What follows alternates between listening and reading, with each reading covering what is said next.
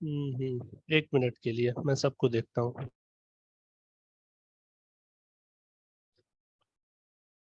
Okay, so the question one जो है, इसमें आपको न्यूमेरिकल टेक्निक्स ऑफ लिमिट को यूज करते हुए इसकी और ये लिमिट आपको फाइंड करनी है।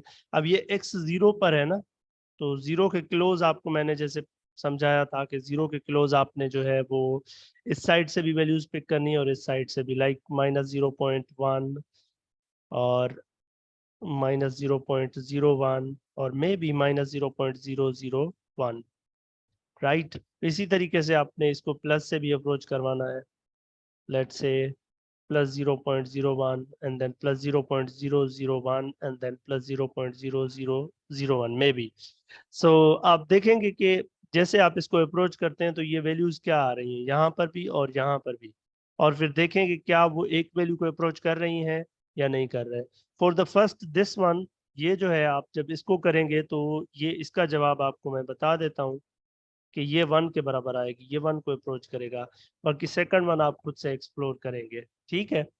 और क्वेश्चन टू में कह रहा है find the limit of the following functions by directly putting the values of X. तो इसमें आप डायरेक्टली एक्स की वैल्यूज पुट करेंगे, ये कांस्टेंट है, कांस्टेंट को लिमिट कुछ नहीं करेगी, वही जवाब आ जाएगा। इसमें भी आप ये बी की वैल्यू एन की जगह पुट करेंगे, क्योंकि लिमिट एन के ऊपर है, तो ये आपका आंसर आर देगा। इसमें आप ए जहां जहां एक्स है वहां पुट कर देंगे, तो ये आ जाएगा आपका A naught plus A1 A plus A2 A square. इस हिसाब से आप चलते जाएंगे, लास्ट में an और a पावर n, ये हो जाएगा। गुलाम मुस्तफा, आप अपनी वीडियो ऑफ कर दें, जस्ट बी ऑन ऑडियो।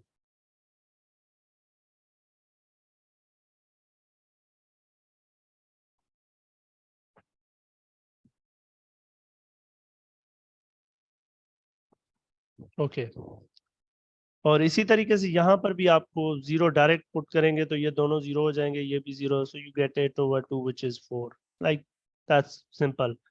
नीचे ये जो क्वेश्चन थ्री है, इसमें आपसे कहा जा रहा है कि बाय यूजिंग फैक्टरिंग टेक्निक्स। तो फैक्टराइजेशन वाली टेक्निक आपको मैंने पहले ही करवाई हुई है कि किस तरह से करेंगे।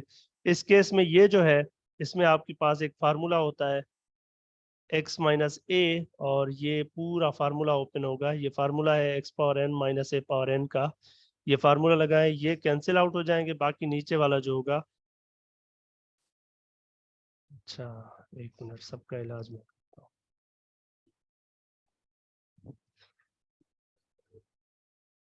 ओके। और इसी तरीके से बी पार्ट में आपके पास ऊपर वाले को आपने जो है वो फैक्टराइज करना है, और नीचे वाले को भी, डिनोमिनेटर न्यूमरेटर, और वंस यू फैक्टराइज और उसके बाद आप लिमिट पुट कर लेंगे, तो ये भी आपसे हो जाएगा। और थर्ड में फिर क्वेश्चन फोर है जो, इसमें आपने रेशनलाइजेशन करनी है, और वो भी आपने टेक्निक सीखी हुई है। फॉर दिस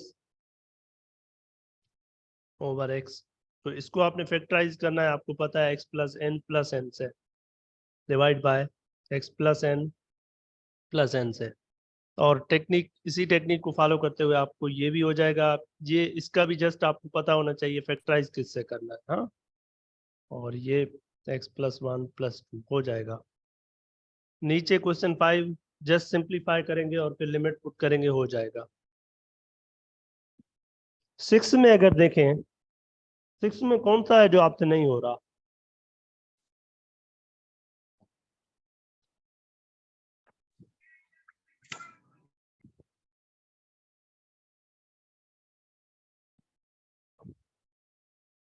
थर्ड के ए को इनवर्स करते हुए सॉल्व कर सकते हैं। इनवर्स करते हुए, आई डोंट नो।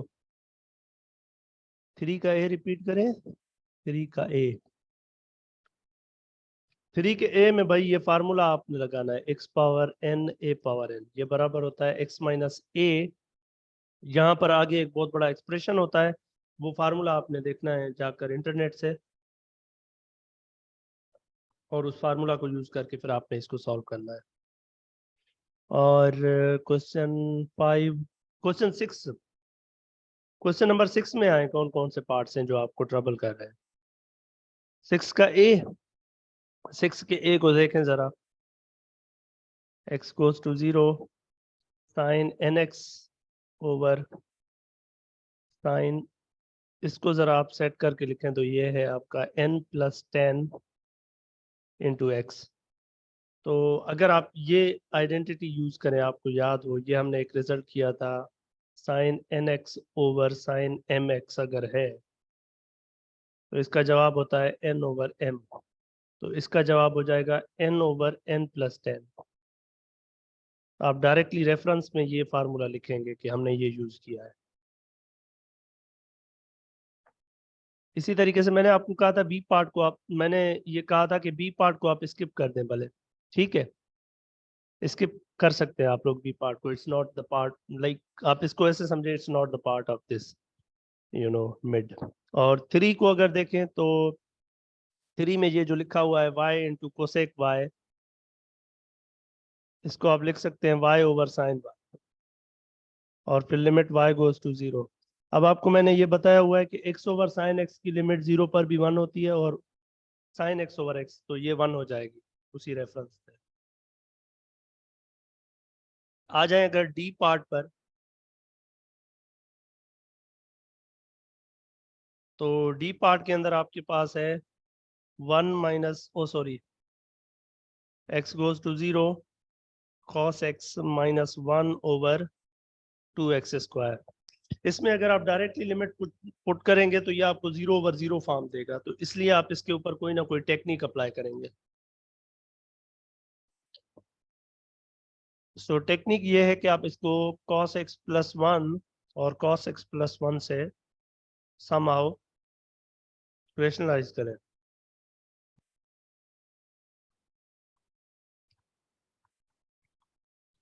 ये आपका बन जाएगा cos² - 1, और नीचे बन जाएगा 2x² इंटू कॉस x+1। अच्छा, ये cos² x-1 जो है ये साइन स्क्वायर के बराबर होता है, और ये नीचे वाला 2x² इंटू कॉस x+1 हो जाएगा।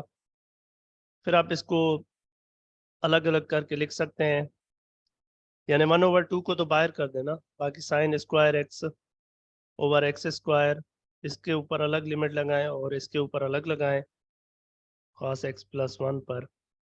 अब आगे आपका काम है, ये पावर ऊपर ले जा सकते हैं आप 1/2 करके, limit x goes to 0 sine x over x, इसके ऊपर स्क्वायर कर दें, बाकी इसकी लिमिट आप पुट कर देंगे, तो ये आप आगे आपका काम है 1/cos x+1। So obviously you will get 1/4 as an answer. Check it out. जी, विदाउट फार्मूला भी हो सकता है, नहीं हो सकता होगा, यस। क्वेश्चन नंबर 6 का पार्ट ई जो है ना,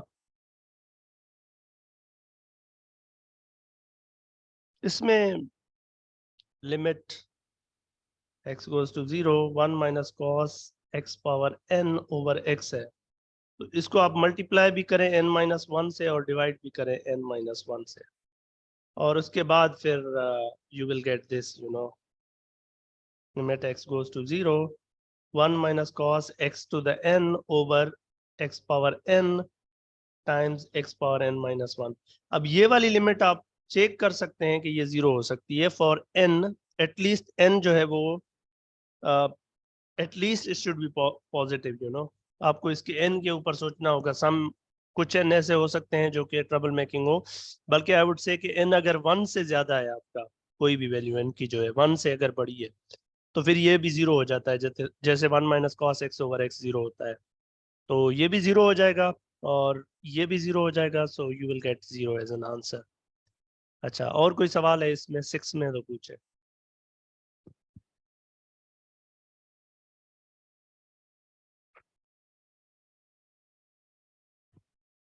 लेट मी स्टार्ट 7। 7 में देखे ना, अगर ये कह रहा है फाइंड कंडीशन ऑन के such that this limit is 0, तो अगर आप ये लिमिट चेक करें,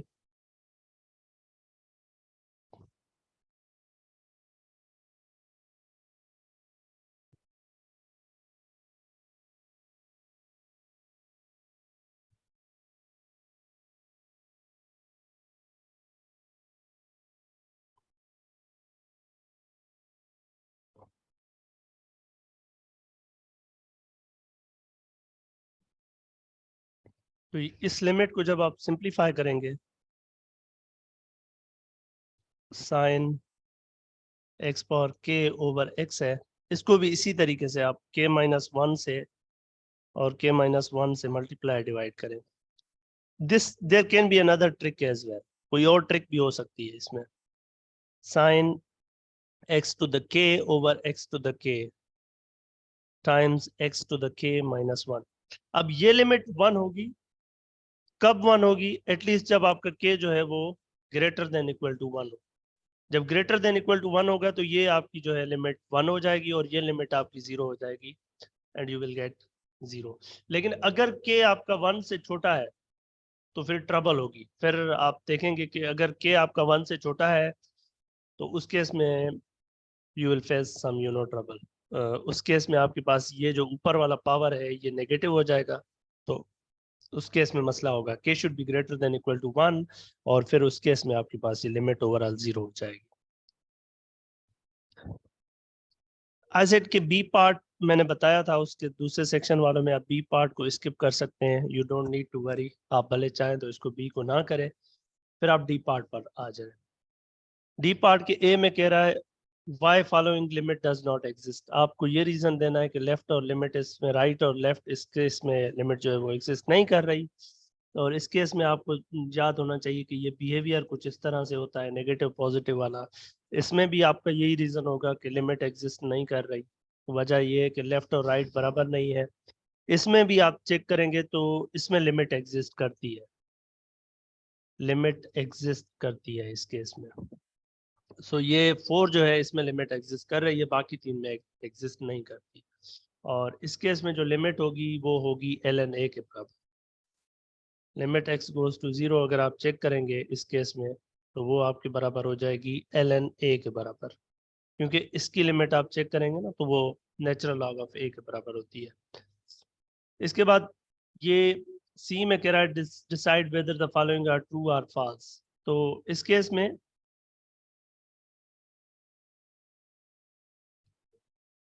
अगर आप ये देखें कि यहाँ पर प्लस वाली लिमिट अगर है तो उससे माइनस वाली लिमिट कंक्लूड नहीं कर सकते हम लोग। अगर लिमिट ये प्लस वाली आपके पास है तो उससे आप माइनस वाली लिमिट कभी कंक्लूड नहीं कर सकते। या आपके पास अगर माइनस वाली लिमिट है तो उससे आप प्लस वाली लिमिट भी कंक्लूड नहीं कर सकते। तो ये दोनों फॉल्स है, ये भी फॉल्स है, ये भी फॉल्स है। दोज हु आर सेइंग के समझ नहीं आ रही तो भाई आज आखिरी दिन है, कल आपका पेपर है, तो अब आपके नखरे तो नहीं होने चाहिए like on the 11th our. तो अब आपको खुद से भी थोड़ा सा फोकस करना है। I can't like spoon feeding तो मैं नहीं कर सकता ना आप लोगों को, तो क्यों इतनी देर तक जो है ना वो छोड़ देते हो वर्कशीट्स को। तो ये भी फॉल्स है सेकंड वाली। थर्ड को देखेंगे तो ये भी फॉल्स है आपकी, क्योंकि इसमें वन साइडेड लिमिट देकर ओवरऑल लिमिट आप कभी नहीं कह सकते कि ये एग्जिस्ट करेगी, तो ये भी फॉल्स है। और यहाँ पर वन साइडेड देकर अगेन ये भी फॉल्स है, टोटल लिमिट नहीं एग्जिस्ट करेगी। लेकिन ओवरऑल लिमिट अगर एग्जिस्ट कर रही है तो इसका मतलब लेफ्ट और राइट दोनों एग्जिस्ट करेंगे, यानी ये भी एग्जिस्ट करेगी ये भी, तो ये दोनों ट्रू है, दीज टू आर ट्रू। इसके बाद नीचे ये एक ही बात कर रहा हूं मैं कि आपको ओवरऑल लिमिट ये दे दी है, तो क्या आप लेफ्ट और लिमिट एग्जिस्ट करेगी? यस, और वही होगी जो ओवरऑल की लिमिट है। अगर आपकी ये ओवरऑल लिमिट एग्जिस्ट कर रही है फंक्शन की, कोई एल के बराबर है, तो लेफ्ट और राइट दोनों भी इसी के बराबर होंगे। तो इसमें टोटल आपकी लिमिट ये है नेचुरल लॉग ऑफ 10 के बराबर, तो इसकी लेफ्ट और राइट दोनों भी नेचुरल लॉग ऑफ ए के बराबर होंगे। क्वेश्चन 8 जो है आपका, इट्स स्क्वीज थ्योरम। और ये आप जो है लेफ्ट और राइट की लिमिट, इसकी लिमिट भी -1 है, इसकी लिमिट भी -1 है जी की, तो लिहाजा बीच वाले फंक्शन की लिमिट भी, इस फंक्शन की लिमिट, ये पूरा फंक्शन, ये लिमिट भी -1 होगी।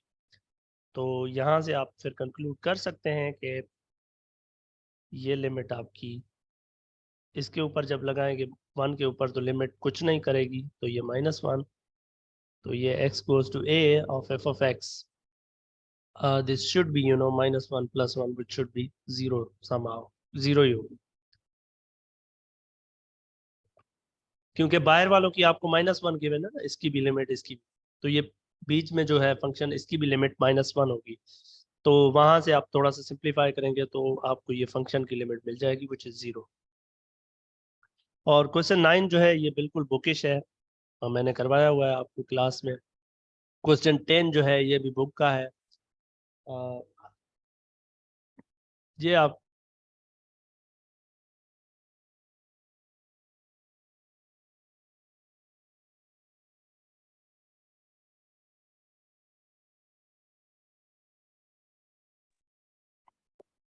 ये आप लोगों ने देखा हुआ है, ये लिमिट एग्जिस्ट नहीं करती।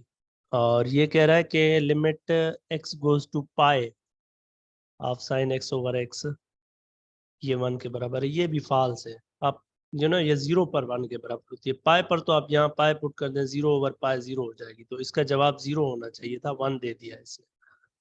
बाद में कह रहा है अगर फंक्शंस बराबर है for all real numbers other than x equal to 0, तो फिर अगर एफ ऑफ एक्स की लिमिट एल है तो जी ऑफ एक्स की लिमिट भी एल होगी। ये ट्रू है आपका, ये ट्रू है। ये ऐसे ही कह रहा है कि एक पॉइंट है, इसके अलावा बाकी हर जगह पर फंक्शन दो जो है आपस में एक ही बराबर है, राइट।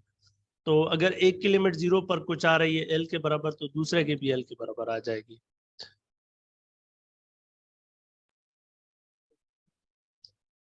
अच्छा, उसके बाद 116 में कह रहा है कि अगर लिमिट जो है वो आपके पास किसी फंक्शन की एल के बराबर है किसी पॉइंट पर, तो क्या फंक्शन की वैल्यू भी एल के बराबर होगी? No, not necessary. हमारे पास बहुत सारे ऐसे फंक्शंस हैं जिनकी लिमिट कुछ और होती है लेकिन फंक्शन की वैल्यू कुछ और होती है। Like this is a function जिसकी यहाँ पर लिमिट ये है, इसके बराबर ये वैल्यू है, लेकिन फंक्शन डिफाइन यहाँ पर हो सकता है। फॉर एग्जाम्पल ऊपर जैसे मैंने ये एक क्वेश्चन आपको दिया था इस जगह पर, ये वाला 4, ये 4 क्वेश्चन,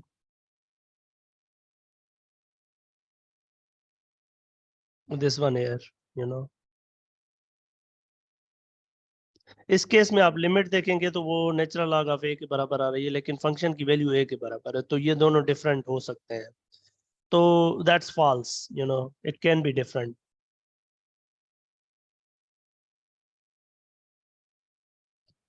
अच्छा, 117 की बात कर रहा है कि अगर, अच्छा ये कह रहा है कि फंक्शन गिवन है, क्या इस फंक्शन की 2 पर लिमिट 3 के बराबर है? तो ये 2 से पहले कुछ और है फंक्शन और 2 के बाद कुछ और है। ये 2 वैल्यू है, 2 के लेफ्ट पे इसकी वैल्यू 3 है, ये है इसका पीस, और इसकी राइट पे इसकी वैल्यू 0 है, तो ये आपका फंक्शन है। तो इसकी लिमिट 2 पर एग्जिस्ट ही नहीं करती, लेफ्ट से कुछ और है राइट से कुछ और है, तो लिहाजा कहना कि इसकी लिमिट 3 है, दैट्स आल्सो फॉल्स। हाँ, लिहाजा ये कह सकते हैं कि ये माइनस साइड से इसकी लिमिट 3 है और प्लस साइड से इसकी लिमिट 0 है।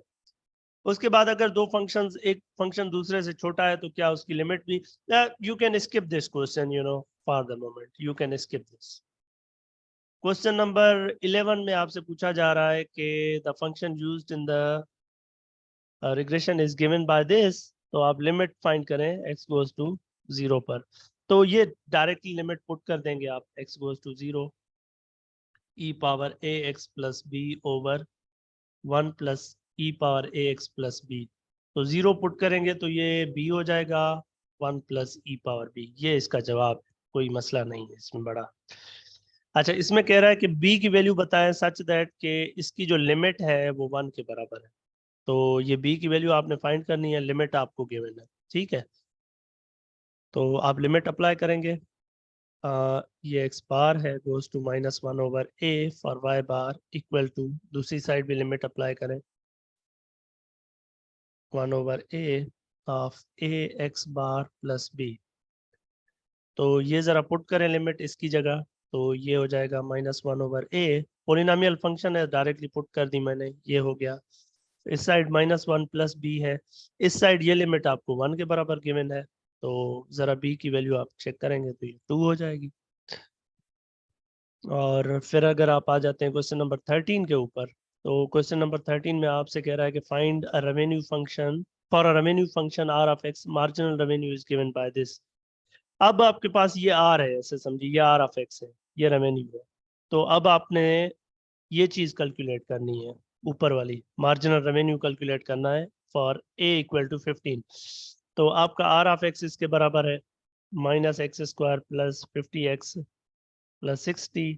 तो आर ऑफ ए यानी आर ऑफ 15 फाइंड करें जो भी आएगा, फिर ये लिमिट फाइंड करें, x goes to 15 r of x minus r of 15 divide by x minus 15, ये वैल्यू यहाँ पर रखेंगे और r ऑफ 15 की वैल्यू यहाँ रखेंगे और फिर सिंप्लीफाई करके देखेंगे तो ये आपके पास आंसर आ जाएगा। And the answer should be, you know, I don't know, you have to calculate this answer. Sir 12 दिखाएं तो सही, अगेन 12 12 12 12। नहीं नहीं, मैं नहीं दिखा रहा, मैं आपको वीडियो बाद में सेंड करता हूँ, खुद ही देख लें। तो this was all about exercise sheet 1। Exercise sheet 2 पर डिस्कशन करता हूँ मैं, आपको एक और लिंक भेज रहा हूँ, उस पर आ जाए।